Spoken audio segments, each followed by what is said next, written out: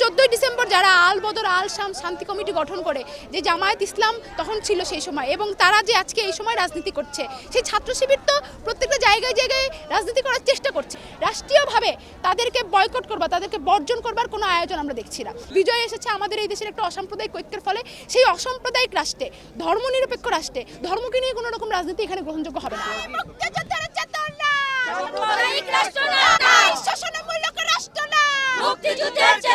আমরা দুঃশাসনও বারবার দেখেছি।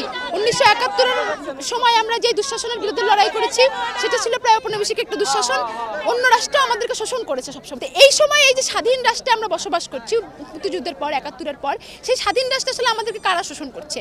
যেই সমাজতন্ত্রের আকাঙ্ক্ষা নিয়ে, সাম্যের আকাঙ্ক্ষা নিয়ে, বৈষম্যহীনতার আকাঙ্ক্ষা নিয়ে যেই শ্রমিকরাই মুক্তিযুদ্ধে জীবন দিয়েছিল, যে কৃষকরাই মুক্তিযুদ্ধে জীবন দিয়েছিল, তারা চেয়েছিল ফসলের ন্যায্য মজুরি। যে শ্রমিকরা জীবন দিয়েছিল তারা চেয়েছিল এমন একটি জীবনযাপন করবে যে জীবনযাপনে তাদের একটা মানবিক মজুরি কাঠামো থাকবে।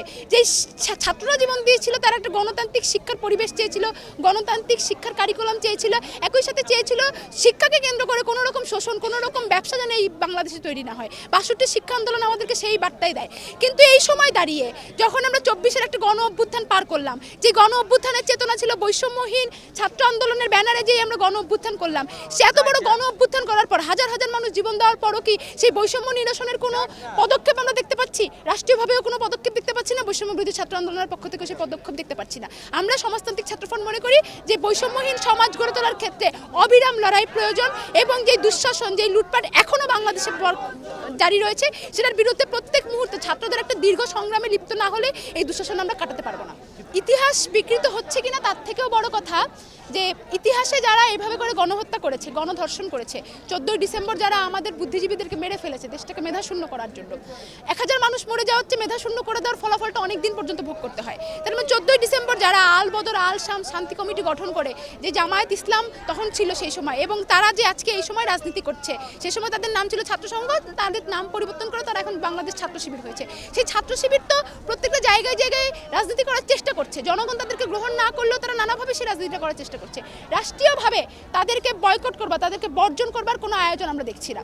এখন পর্যন্ত সেটা আমাদের চোখে পড়েনি। আপনারা জানেন যে জাহাঙ্গীরনগর বিশ্ববিদ্যালয়ে ছাত্র শিবির যখন আত্মপ্রকাশ করে সেখানে সর্বপ্রথম আমরা বাংলাদেশে সেটার বিরুদ্ধে ওনারাও রাতেই আত্মপ্রকাশ ঘটিয়েছে, তার ঘণ্টা দেড়েক বাদে আমরাও সেটা প্রতিবাদ করেছি। জাহাঙ্গীরনগর বিশ্ববিদ্যালয়ে 35 বছর বাংলাদেশ ছাত্র শিবির রাজনীতি করতে পারে নাই। অতএব আমাদের যে প্রতিরোধের জায়গাটা, সেই প্রতিরোধের জায়গাটা ঠিক আছে। আমরা মুক্তিযুদ্ধের চেতনা ছিল একটা অসাম্প্রদায়িক রাষ্ট্র, মুক্তিযুদ্ধ সংগঠিত হয়েছে, মুক্তিযুদ্ধের বিজয় এসেছে আমাদের এই দেশের একটা অসাম্প্রদায়িক ঐক্যের ফলে। সেই অসাম্প্রদায়িক রাষ্ট্রে, ধর্মনিরপেক্ষ রাষ্ট্রে ধর্মকে নিয়ে কোনো রকম রাজনীতি এখানে গ্রহণযোগ্য হবে না। 2 মাসে যে গণ অভ্যুত্থানটা হয়েছে সেটার পরবর্তী সময় বুদ্ধিভিত্তিক লড়াইটা প্রয়োজন, মাঠে মাঠে লড়াইটা প্রয়োজন। প্রত্যেকটা ছোট ছোট ক্ষুদ্র ক্ষুদ্র জায়গা থেকে আমাদের চেতনার জায়গাটাকে উন্নত করার জন্য সব ক্ষেত্রে সেই লড়াইটা প্রয়োজন। অতএব তরুণ সমাজ এই মুহূর্তে হাল ছেড়ে দিলে দেশটা আবার বিপন্নে যাবে। সুন্দর বাংলাদেশ চাই, আমরা বাংলাদেশের সাথে গুটি গুটি পায়ে অনেক দূরে এগিয়ে যাব। বৈষম্য থাকবে না, একই সঙ্গে কোনো মানুষের ভেদাভেদ থাকবে না। আমাদের মানে সবাই মিলে একটা সুন্দর একটা বাংলাদেশ দেখতে চাই, নতুন বাংলাদেশ দেখতে চাই।